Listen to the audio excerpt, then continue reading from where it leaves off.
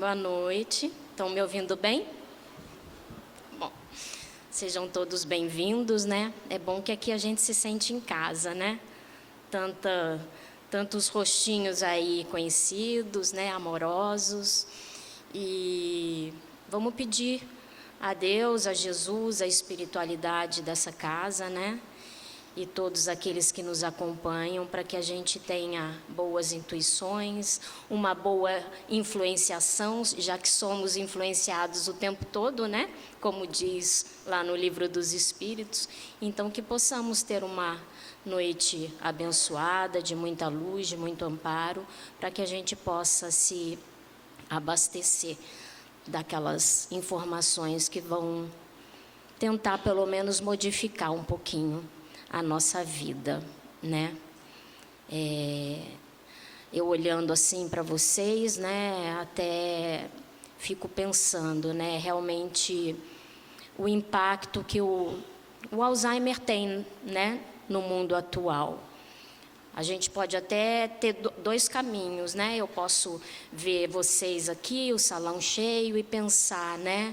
Puxa vida, será que todo mundo, de alguma maneira, está sendo afetado por essa doença, né? Que coisa triste, né? Que lamentação. Ou, né, a gente pode olhar para esse salão e pensar, né? Que bom que as pessoas, né, estão buscando informação, esclarecimento, porque isso é fundamental na nossa vida, né? Em qualquer situação que seja, né? Qualquer situação que a gente se depare diante da nossa vida, a informação, o conhecimento é um aliado nosso, né?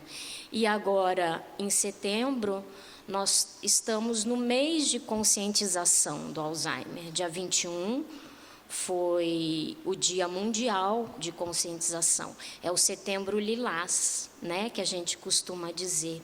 E qual é a importância dessa data, desse evento, né, de estarmos celebrando esse mês? Na realidade, é um passo, né, é uma luta pela quebra de muitos estigmas, né, que a gente tem em torno dessa doença, né? Hoje a gente nem fala mais mal de Alzheimer, né? A gente não fala mais o mal de Parkinson. Até bem pouco tempo atrás era assim que a gente conhecia essa doença, né? E isso é muito importante, porque já vem com uma carga muito pesada, né? A situação já é difícil, a gente não precisa colocar mais peso nela. Então tiraram, porque como qualquer outra doença, né, ela vai ter um impacto sim na nossa vida, né? E hoje a gente pode, de alguma maneira, ter muito mais acesso às informações, né? Porque quando uma família, porque o Alzheimer é uma doença que ele afeta o indivíduo, sim, o paciente que passa por essa situação, mas ele afeta toda uma família, né? Claro que todas as doenças têm, né? Mas ali é algo que vai tendo um impacto, né? Um luto muito prolongado, porque a doença ela permanece durante anos, né? Num processo progressivo, né? Ela vai evoluindo.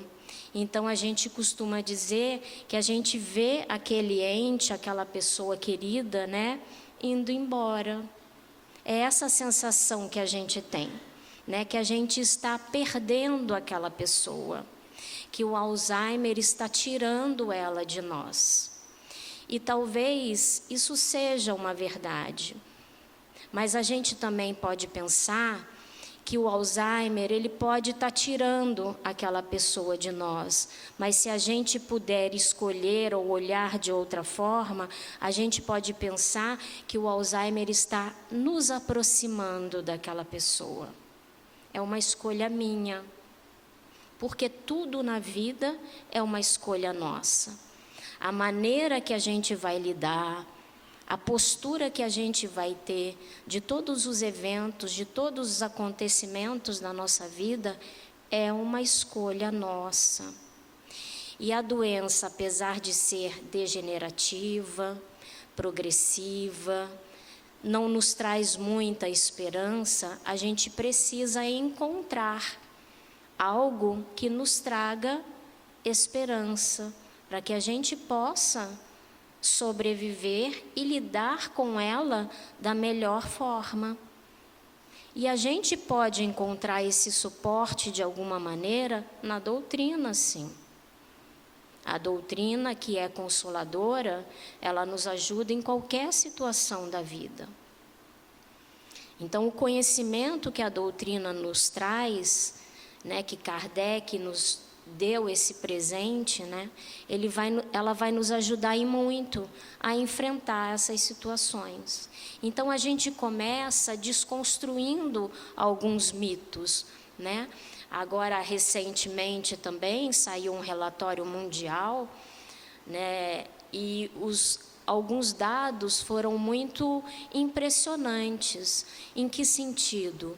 No sentido de que 80% das pessoas acreditam que a demência é algo natural do envelhecimento.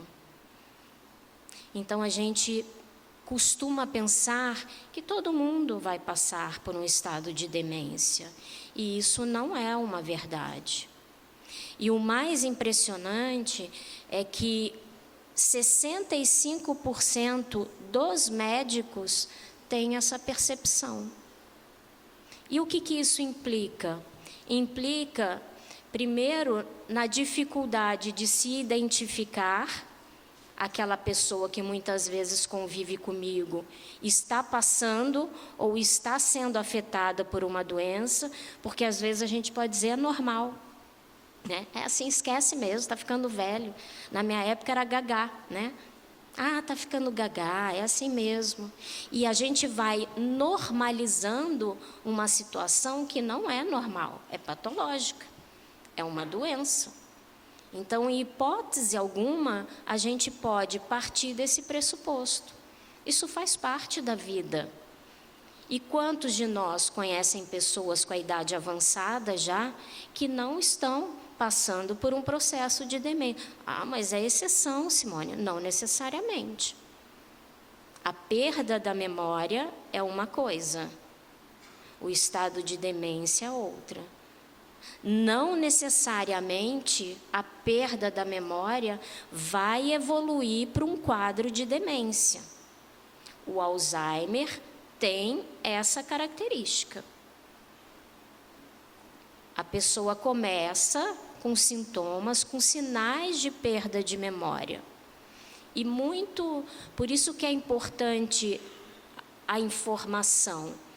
Porque aqueles que convivem com pessoas já com uma idade mais avançada, porque é muito raro ter a doença antes dos 65 anos de idade.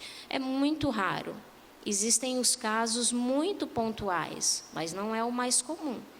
O mais comum é que isso vá se desenvolvendo com a idade. Então, eu que conheço aquela pessoa que convive comigo, eu sou a pessoa mais capacitada para identificar essas falhas. Mas falhas significativas, né? Quem nunca está com óculos na mão e cadê meu óculos? Você não viu meu óculos, né? Cadê a chave do carro? Está no bolso. Não são essas falhas por estresse, pela correria do dia a dia, né? A gente acaba se perdendo nessa questão.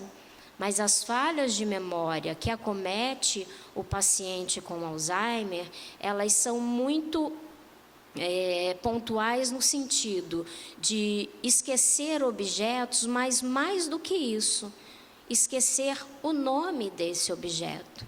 Nossa, não sei onde eu coloquei, como que é mesmo? E assim, e uma pessoa que não tem, que comumente não tinha essa falha. Então, são mais ligadas essa falha de memória às atividades do dia a dia. Vamos pensar assim, uma pessoa que lembra todas as datas de aniversário. Às vezes é até uma referência na família, né? Olha, liga para fulano, que é aniversário dele. Né? E daqui a pouco ela começa a se esquecer dos aniversários.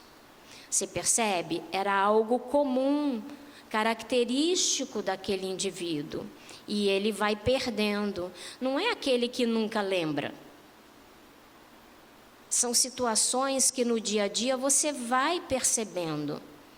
Ela já não consegue pagar uma conta, se aquilo era da rotina dela.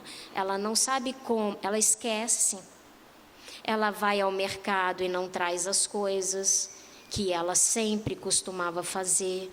Então, são lapsos de memória nesse sentido, que tem a ver com a nossa rotina, com o nosso cotidiano.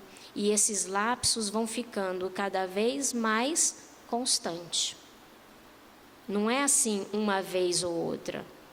Agora ela não se lembra nunca dos aniversários.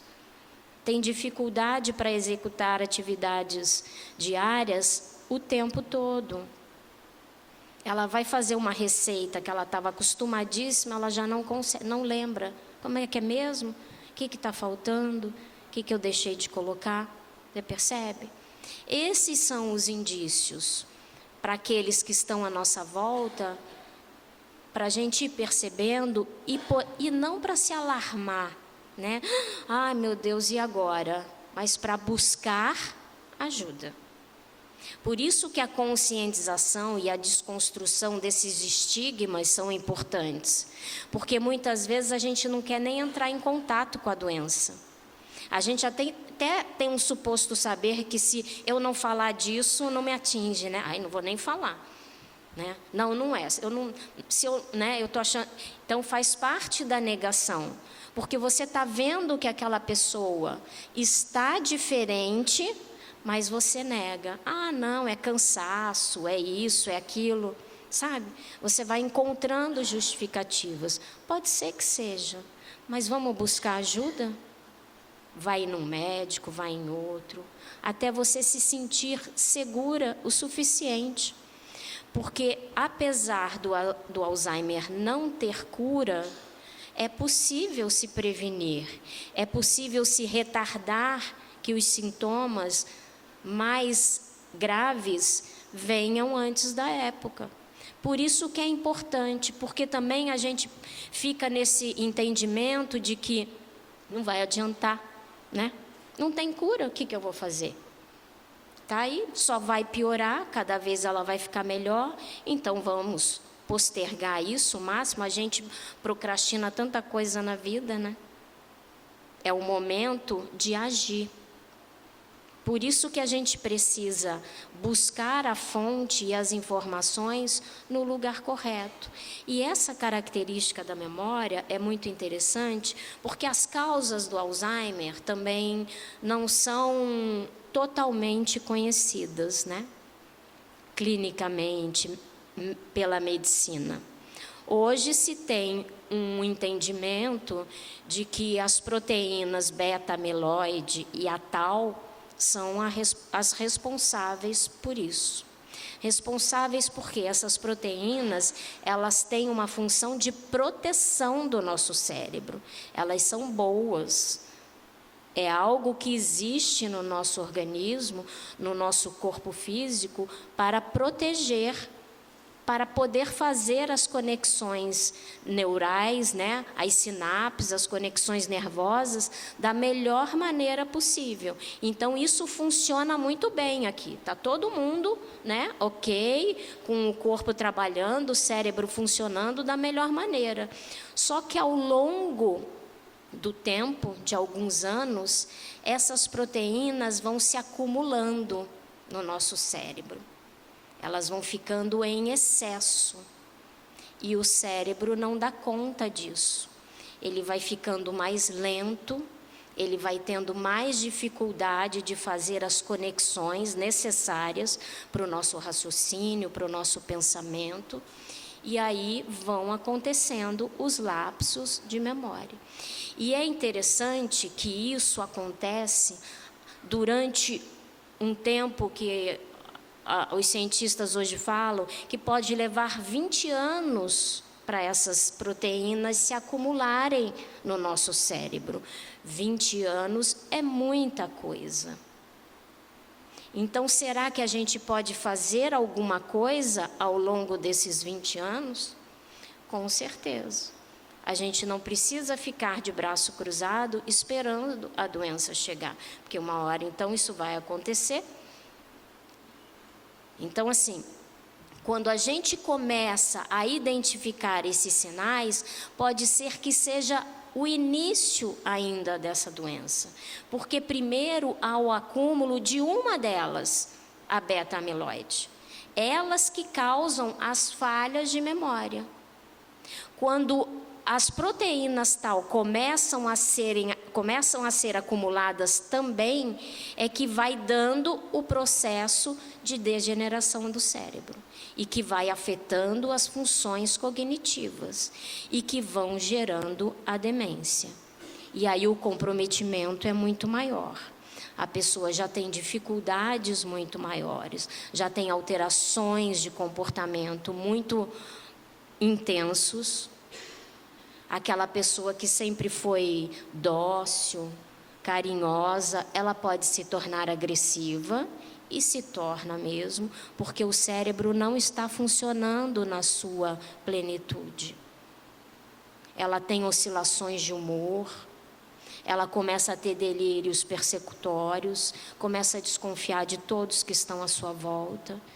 Isso é comum em todos os pacientes. A diferença é como isso vai se estabelecendo ao longo dos anos. Então, eu não sei se ficou claro, mas até chegar no momento da demência, tem um tempo. E eu posso retardar isso com um tratamento que não vai curar, mas vai melhorar a condição de vida daquele paciente. Então, por isso que a gente precisa estar atento às pessoas que convivem e estão à nossa volta. Na maioria das vezes a gente vive, no automatismo, na correria, e não se dá conta disso. Não fica prestando atenção no quanto talvez aquele indivíduo está diferente. Porque a gente vê, é muito claro os sinais, mas eles são sutis. Eu tenho que viver muito ligado. Ligado aonde? Nas pessoas, no meu entorno, o que na maioria das vezes a gente não vive. Você percebe como o Alzheimer pode me aproximar? É um caminho. Não é que eu vou chegar em casa agora, ficar, controlando, quantas vezes esqueceu, se fez isso. Não é isso. Mas é o quanto eu estou atento àquelas pessoas que convivem comigo. Porque muitas das vezes a gente, até por uma defesa, por uma negação, a gente começa a justificar os comportamentos. Porque a gente não quer encarar, não quer aceitar que aquela situação está sendo acometida na minha família.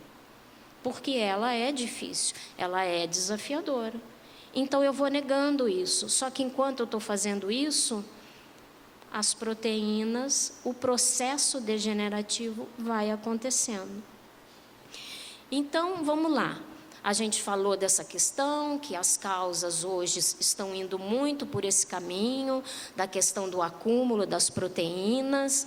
Mas e aí? Por que essas proteínas se acumulam? Já sabem? Tem indícios. Quais são os fatores de risco que hoje se trabalha? Quais são os fatores de risco para que isso aconteça? Para que eu desenvolva o Alzheimer, vamos dizer assim. Porque existem. E eles são quase mais do que 50% possível de se prevenir. Mais de 50%. Alguns falam em 70%. Então, eu posso evitar, porque hoje são 1.200.000 diagnósticos de Alzheimer no Brasil.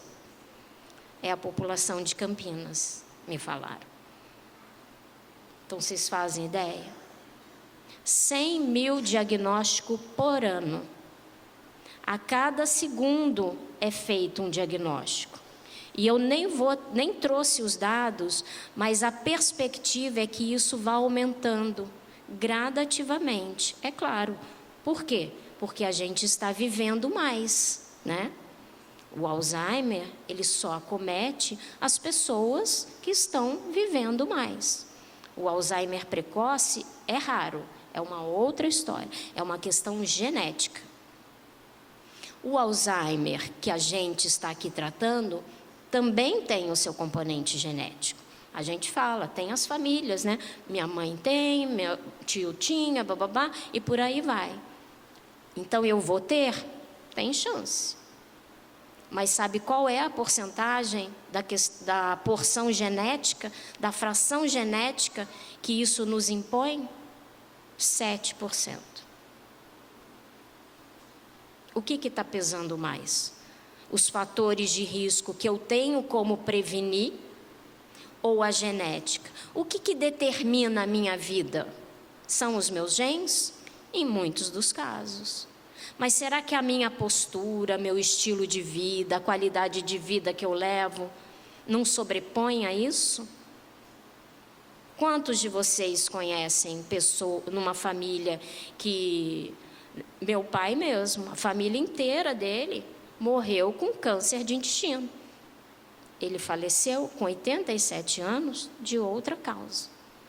Por quê? Porque ele fazia anualmente a prevenção para aquilo. Ele tinha o gene? Com certeza. Eu tenho o gene? Com certeza. Muito provável, não podemos afirmar. Mas o que eu faço com isso? Me desespero, me entrego nessa questão que é fatal, ou eu vou correr atrás dos fatores que eu posso prevenir? Porque isso é para qualquer doença, não é? O que tiver que acontecer com a gente, vai acontecer, não é verdade? Vai acontecer. E não é um determinismo, é uma necessidade do espírito. Por isso que uns desenvolvem câncer, outro Alzheimer, outro tem problema cardíaco, não é? Cada um com as suas necessidades. E a gente precisa entender e olhar para o Alzheimer dessa maneira também. A gente precisa perder o medo de falar sobre. Porque quando a família passa por essa situação, ela se sente isolada. As pessoas se afastam. E é interessante isso, né? Porque não é uma doença contagiosa. Mas as pessoas se afastam. O paciente fica isolado e a família fica isolada. Por que será? Porque as pessoas não querem se defrontar com essa realidade. É o medo. Porque parece que eu, entrando em contato com isso, eu corro o risco disso acontecer comigo. E é claro que isso não é verdade. Mas é uma fuga que muitas das vezes a gente tem para enfrentar as situações da vida. Seja ela qual for. O Alzheimer é só uma condição única, individual, que aquele espírito está precisando passar. Aquela família que o acompanha está também precisando viver as experiências que são importantes para ela. Então, vamos lá. Vamos pensar nos fatores de risco. Vamos falar dos médicos, dos físicos, que são mais fáceis, né? Mas qualquer comorbidade, diabetes, hipertensão, colesterol alto, obesidade, tabagismo, o álcool, sedentarismo. O que tem essas questões? Hipertensão é uma coisa. Muita coisa a gente pode prevenir.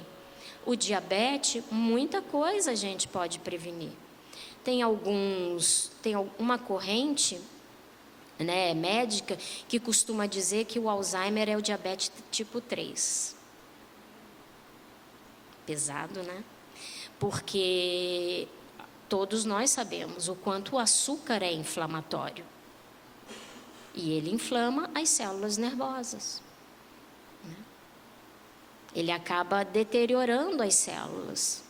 Então é algo muito grave, independente de ser isso. Mas ele tem um fator. A diabetes está muito próxima disso. Então, assim, esses fatores de risco que já são comprovados, a gente tem como evitar. Se eu já tenho a doença, é uma outra questão. Se eu já sou hipertensa, se eu tenho colesterol, o que eu vou fazer? Controlar essa doença, né?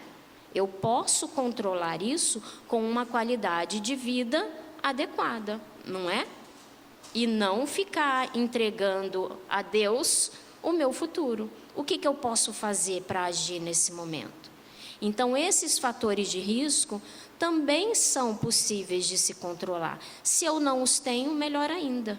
Eu tenho várias alternativas e medidas para que isso não aconteça, não é? Então, o sedentarismo, extremamente controlável, não é? Hoje em dia, não tem quem não fale da importância da atividade física. A gente já sabe disso. E ela tem uma explicação. A gente precisa fortalecer o músculo, principalmente dos membros inferiores. Interessante isso, né? Até porque a maior parte dos nossos músculos estão nos membros inferiores. E por quê? O que isso tem a ver com Alzheimer? Porque conforme eu vou fortalecendo essa musculatura, tem uma substância que o músculo produz, né, que vai sendo levada para o cérebro e ativa a função cerebral. Você vê que loucura? Por isso que ela é importante. É uma medida preventiva. Porque quando as proteínas estão sendo acumuladas ali e vai deteriorando essas sinapses, o que vai acontecendo? Meus neurônios vão morrendo. Eu vou perdendo essas conexões neurais. E se eu tenho uma medida para que eu possa, ainda que eu esteja perdendo o neurônio, eu posso criar novas conexões, por que eu não vou fazer? Porque a neurociência, a neuroplasticidade também nos mostra isso. Eu posso ter perdas neuronais, mas o meu cérebro é capaz de encontrar novos caminhos, de encontrar novas funções. Isso já é cientificamente comprovado. A gente vê pessoas com traumatismo craniano, com lesões de AVC, elas se recuperando, e que muitas vezes tem um diagnóstico, não vai mais andar, não vai mais falar, e a gente vê que a reabilitação é totalmente possível. O que é isso? É milagre? Não. É um trabalho duro, porque o nosso corpo, ele pede trabalho o tempo todo. Agora, se eu escolho ter uma vida sedentária, o que vai acontecer com o meu metabolismo? Ele vai falhar. Ele não vai suportar, porque não é para isso que ele existe. Então, tudo tem uma função. E a questão da atividade física ainda tem o combate às questões ligadas à depressão, porque a depressão também é um fator de risco para o Alzheimer.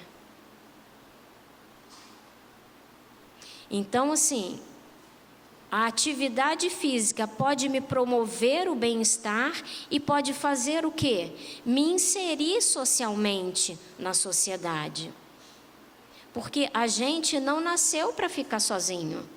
A gente nasceu para viver em comunidade, para trocar experiências. E muitas das vezes, quando a gente vai envelhecendo, a gente vai se isolando. Então, uma das melhores medidas preventivas para o Alzheimer, por incrível que pareça, é faça amigos. Tenha convívio social. Conviva com as pessoas. Até porque a convivência faz o quê com a gente? Nos movimenta. Ah, mas hoje em dia é muito difícil conviver, né? As pessoas são muito intolerantes. Que desafio, né? O nosso cérebro precisa ser desafiado. Ele precisa. E quanto mais atividades novas a gente aprende, mais eu produzo conexões nervosas. Eu preciso aprender coisas que até então eu não sabia fazer. E há, assim, também um pequeno equívoco em relação à palavra cruzada. A palavra cruzada é perfeita, é um exercício ótimo, mas ele não ajuda nessa questão do Alzheimer. Porque você tem um padrão, quem faz palavra cruzada há muito tempo, vai pegando as manhas, vocês já perceberam? Então, o que está acontecendo com o seu cérebro? Ele está acomodado. Ele não está sendo desafiado. E a gente precisa aprender uma língua nova, aprender um crochê, um tricô, qualquer coisa que vai exigir de mim um esforço. O que muitas vezes o que a gente faz? Ah, não, dá preguiça, né? Não vou fazer, não. Já estou velho, eu vou aprender o quê nessa idade? Muita coisa. Porque enquanto a gente estiver vivo, a gente tem condições de aprender. Aliás, é para isso que a gente está aqui, né? Em todos os sentidos. Então, a convivência social, ela também nos desafia. Então, eu vou me isolar? Eu vou me esconder? Eu estou fazendo o quê?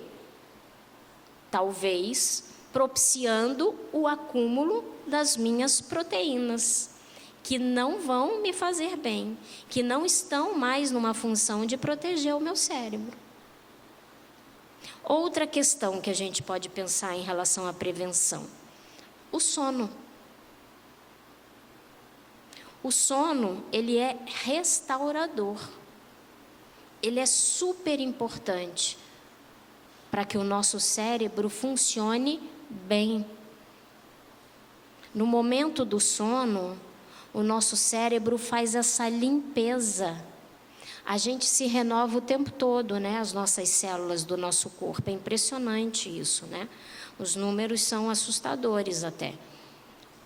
E essas células nervosas também. Então, enquanto eu estou dormindo, descansando, o meu cérebro está trabalhando. Mas para fazer essa limpeza, que naturalmente pode acontecer, né? Então, vamos lá. O indivíduo que tem insônia, o que acontece com o cérebro dele? Acumulando proteínas. Por isso que é importante. Eu tenho dificuldade para dormir? Eu tenho que buscar ajuda. Não é normal. E muitas das vezes a gente fala, não, estou acostumada, né? Ah, durmo 3 horas. É impossível. O corpo físico precisa. A gente precisa do descanso. E a gente precisa que o nosso cérebro tenha esse momento de higienização. Porque isso também vai contribuir para a saúde do nosso cérebro. E para que se prevenir o Alzheimer. É claro que tudo isso é um contexto, né, de situações. Que a gente tem hoje informações que a gente pode lançar mão, não é?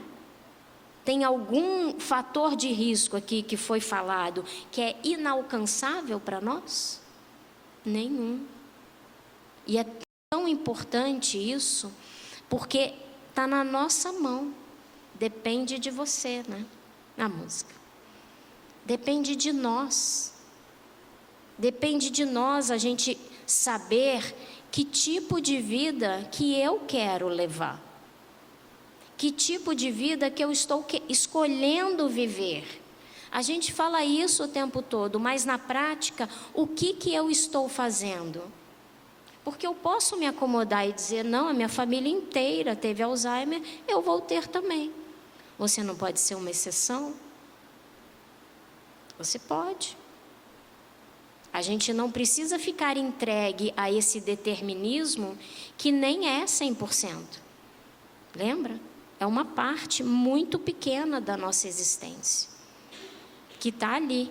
Os nossos genes, ele tem um fator importante, mas eles podem muito bem ser bloqueados ou serem potencializados, não é isso? Vai depender de como eu vivo a minha vida, de como eu faço as minhas escolhas. E aí a gente estava vendo na questão do corpo físico, da vida material. Então a gente pode começar a pensar na questão do espírito. Quais são as medidas preventivas que eu posso fazer olhando, me percebendo como espírito. A gente estava falando de hábitos de vida, né? De vícios, né? Sobre tabagismo, álcool, que são fatores de risco. E se a gente pensar na questão do espírito, qual é o meu estilo de vida que pode não contribuir, né? Ou que pode contribuir para o desenvolvimento do Alzheimer? Porque quando a gente fala de vícios, a gente pensa em coisas muito pontuais, né? Da droga, da questão sexual, do cigarro. E a questão da maledicência? A questão da fofoca?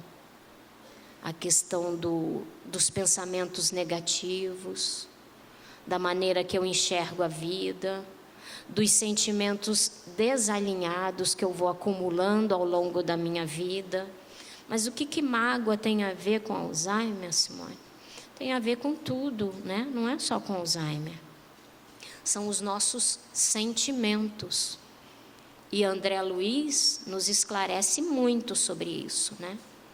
Ele fala da importância do pensamento na nossa vida. E todo pensamento nosso, ele passa pelo nosso tálamo, que é uma parte do nosso cérebro. Tudo o que a gente pensa vai passar por ali.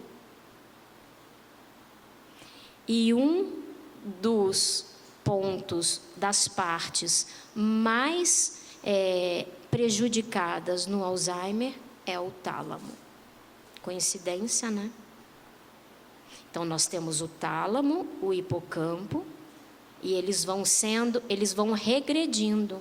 O cérebro da pessoa com Alzheimer, quando se faz uma ressonância, você já vê que ele é atrofiado nessa região. Coincidência, né? Porque nós temos várias regiões do cérebro. Pré-frontal, o córtex, neocórtex, e essas não são afetadas. Depois, com a degeneração evoluindo, acaba afetando tudo. Mas principalmente ali. O auxílio hoje dos exames de imagem vem por identificar essa região. Mas vamos pensar, se já está assim, né? Então, vamos voltar na questão da prevenção.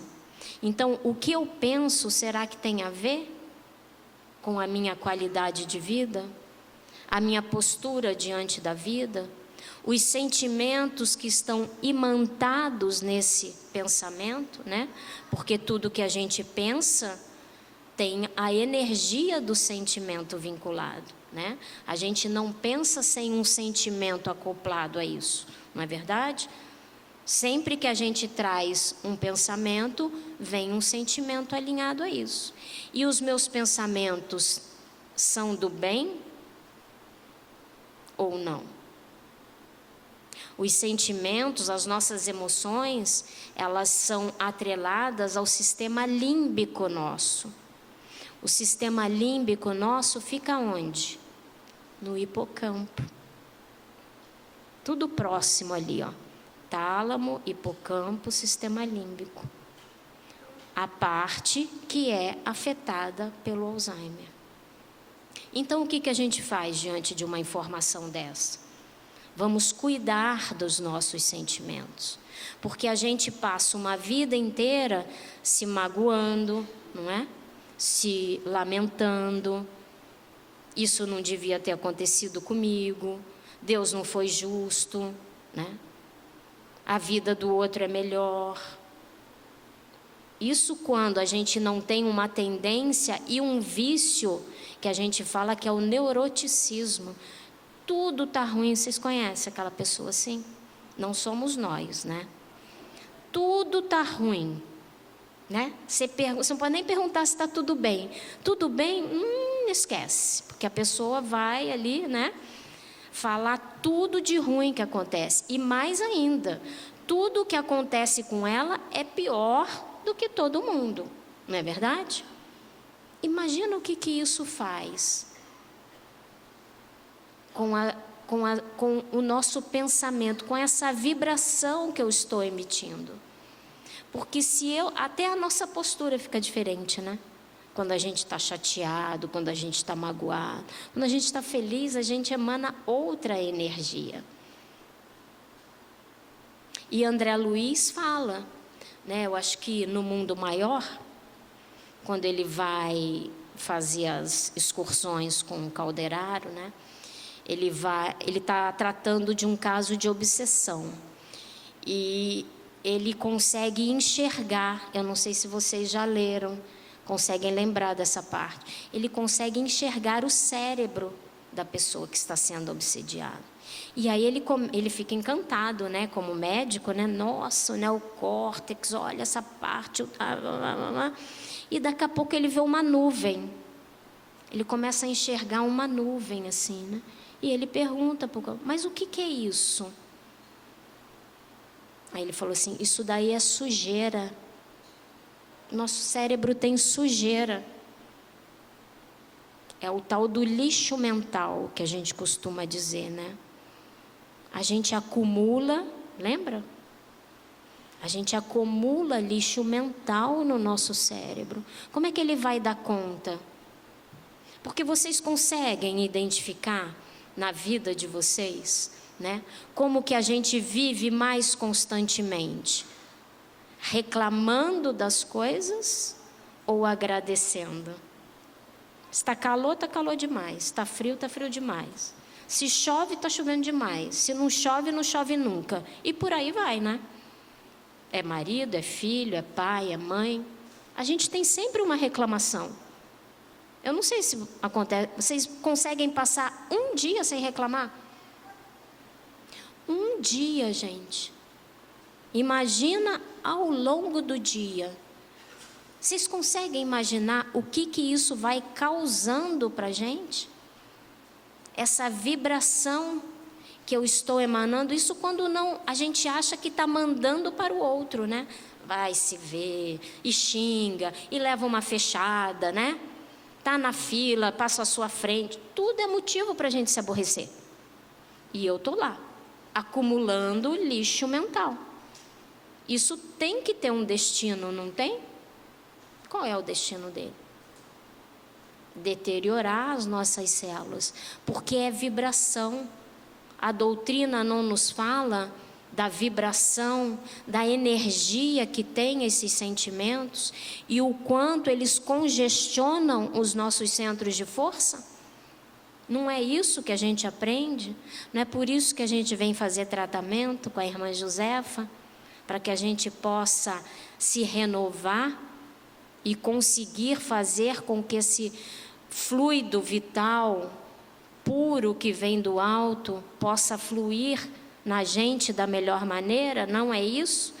Por que a gente precisa fazer isso? Porque a gente congestiona a nossa mente e o nosso corpo físico. Todas as doenças têm por base o espírito. É o espírito que comanda tudo, não é? A gente não aprendeu isso? É o espírito que comanda. Não é o outro, não é Deus, não é, né? Indiretamente é Deus porque nos criou como espírito, mas é o nosso espírito que está coordenando tudo o que acontece conosco. Então aí a gente pode pensar, o Alzheimer é uma expiação? Que doença que não é? Né? Que doença que não é? Nós vivemos num mundo de quê? De provas e expiações. Seria estranho a gente estar passando por uma expiação num mundo feliz. Aí não fazia sentido, né? E eu estou falando isso porque muitas das vezes a gente ouve falar muita coisa. A gente costuma fazer muita relação de nexo causal, de causa e efeito, para justificar o que está acontecendo. Por que será que ela está com Alzheimer, né? O que será que ela fez, né? Caso de autoobsessão, casos de obsessão é o mais comum. E eu não vou nem dizer que isso não é verdade. Mas é só o paciente de Alzheimer que é obsediado? Os casos de obsessão são exclusivos para esses casos? Por que eu estou falando isso? Por que será que a gente tem essa necessidade de ir buscar lá no passado as causas do que a gente vive hoje? Primeiro, a gente vem com esquecimento do passado, não é isso? A gente se lembra das nossas amarguras, das nossas escolhas ruins que a gente fez na outra vida, o que eu fiz para ela, o que eu fiz para ele. A gente se lembra disso? Graças a Deus não. Por que a gente não se lembra? Porque isso não é importante. O que é importante é a minha vida hoje. Se eu for tentar entender a causa desta doença que me acomete hoje, lá no passado, eu deixo de fazer o que eu preciso fazer hoje. Porque muitas das vezes, essa causa pode estar aqui, no estilo de vida que eu escolhi ter para mim. Não é lá, se eu joguei pedra na cruz, se eu matei a minha mãe, se eu fiz, entendeu? Se eu tirei a minha vida. É muito cruel isso, gente. Eu não sei se vocês concordam comigo. Mas é muito cruel. Aquele indivíduo já está passando por um sofrimento atroz. Ele já está perdendo muitas das personalidades da vida dele. Ele já está perdendo muitas competências, muitas habilidades. Vocês concordam comigo? As pessoas, a família que convive com ele, também está perdendo. E você vai ficar apontando o dedo? Muito provavelmente foi isso. Eu já ouvi falar. Pode ser. Mas e o que não tem Alzheimer? Não fez nada? É santo? Né?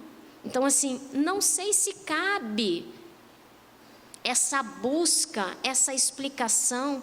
É claro que nós estamos aqui para passar por provas e expiações. Não, quem é doente, quem tem a doença é uma expiação. Para a família é uma prova. Gente, aonde está escrito isso? Vamos parar de enquadrar as coisas. Porque esse pensamento rígido também é algo que nos faz muito mal e pode nos causar o Alzheimer, porque a inflexibilidade do ser humano, do espírito, melhor dizendo, né? Porque é o espírito que é inflexível, ele é muito prejudicial para a nossa saúde mental.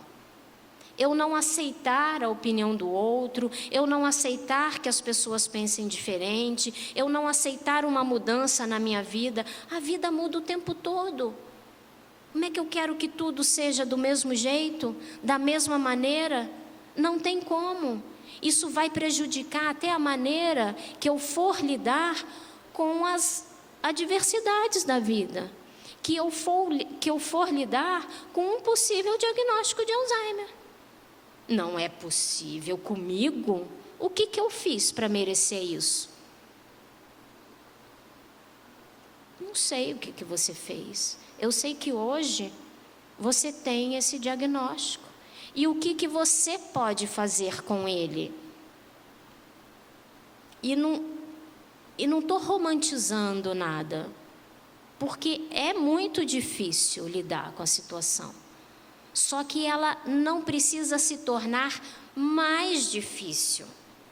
Essa é a questão.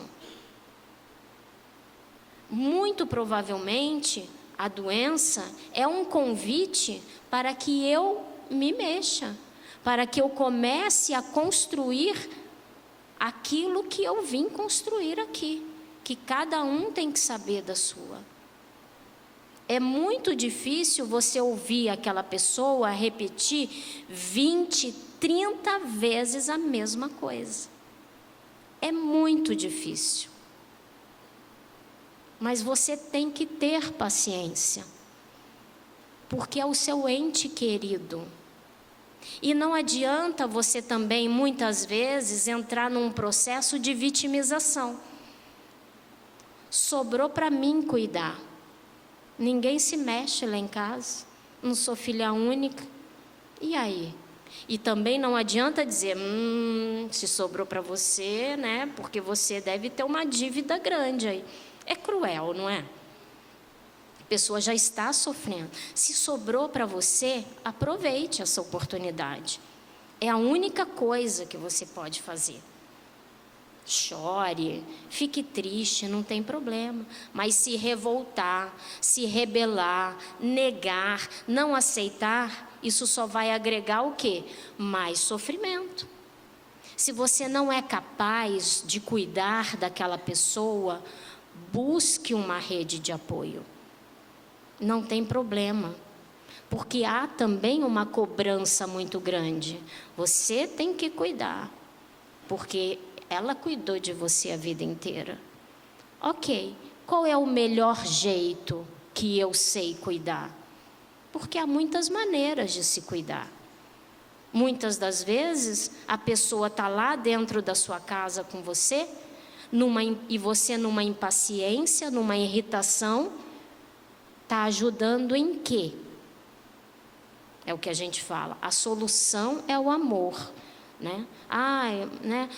Ela não sabe quem você é, mas você sabe que ela é sua mãe. Então tem umas frases, uns clichês que são muito perigosos, que anula qualquer sentimento legítimo da pessoa, de muitas vezes até se sentir incapaz de cuidar. Isso não é falta de amor, isso é uma incapacidade minha. Eu quero desenvolver? Ótimo, vou correr atrás. Mas eu tenho o direito de não querer. E não cabe a ninguém julgar, não é? Não cabe a ninguém. Porque é muito fácil falar, ame. A gente ama. Mas é que tem situações que muitas das vezes são insustentáveis para algumas pessoas. E ela ainda, com todo o sofrimento, ainda recebe julgamentos e críticas. Então, qual é o acolhimento que a gente pode dar? Né? A compaixão, o entendimento de que cada um dá o que tem. Só que eu vou dar o meu melhor. Eu vou dar o meu melhor. O que eu posso buscar de recursos que vão me ajudar nessa tarefa árdua? Porque muitas vezes também a gente não quer pedir ajuda. Olha que importante. Será que não foi isso também o motivo? Para que eu possa ter humildade, para que eu possa reconhecer os meus limites e buscar ajuda com quem pode me fornecer?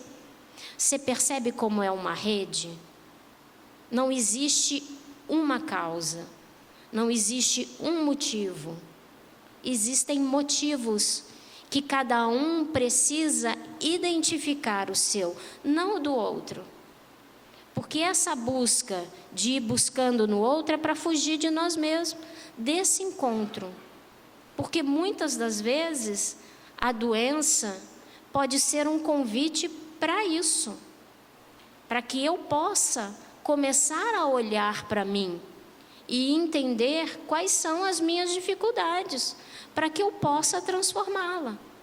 Porque se eu entrar nessa roda, nesse ciclo de lamentação e de vitimização, eu vou estar deixando de aproveitar essa oportunidade.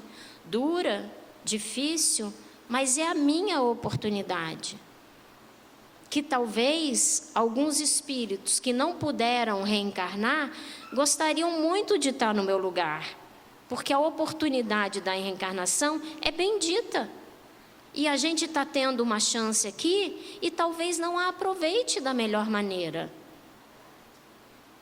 Então, assim, não é fazer dessa situação uma alegria. Se você conseguir, ótimo. Mas é o que de melhor eu posso dar. Esta situação aconteceu, então vamos buscar os recursos possíveis, para que eu não desampare, mas para que eu também possa ser cuidada, para que eu esteja melhor e possa ajudar mais. Porque é interessante, né, como essa dependência que o paciente vai criando, né, do outro, ela é um fato, né? Porque como o cérebro vai se degenerando, a memória vai falhando, e a memória envolve todas as nossas ações. Em que sentido? A pessoa, ela não lembra mais de como cuidar de si. Ela não consegue, ao longo do tempo, mais tomar banho sozinha, se alimentar sozinha, fazer qualquer tipo de coisa, porque ela não se lembra. E muitas das vezes a gente também ouve dizer: o que será que ela quis esquecer, né? Porque tem isso. O Alzheimer é porque ela quis esquecer, não conseguiu lidar com alguma situação da vida e o cérebro travou. Quem nunca tem uma situação que, se pudesse, né, se livraria? Aliás, quantas vezes a gente pede ajuda do alto pedindo para se livrar de determinada situação, não conseguindo ver naquela prova, naquele convite, uma oportunidade de crescimento. Essa é a grande questão. Esse é o grande convite. Tudo o que nos acontece é para o nosso bem. Tudo é a nosso favor. Se eu estou tendo dificuldades de enxergar e de identificar isso, eu preciso buscar ajuda. Eu preciso saber onde buscar ajuda. Porque a gente já consegue hoje, com tanta informação, entender que eu não posso curar, mas eu posso postergar, eu posso prevenir e eu posso melhorar muito a qualidade de vida daquele que tem a doença e daqueles que estão em sua volta, ao seu redor. Porque o sofrimento já está ali. Ele não precisa ser somado a nada. Então, que a gente possa sempre se lembrar desses ensinamentos, não só de Jesus, mas de André Luiz, que nos trouxe tanto esclarecimento. Eu acho que o ensinamento maior é vigiarmos e estarmos atentos aos nossos pensamentos.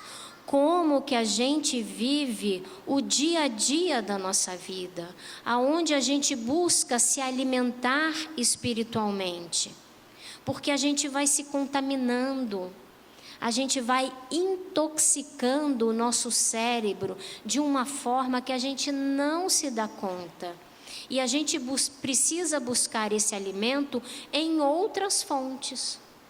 Uma das grandes medidas preventivas para o Alzheimer é a questão da espiritualidade. E não é só na doutrina espírita.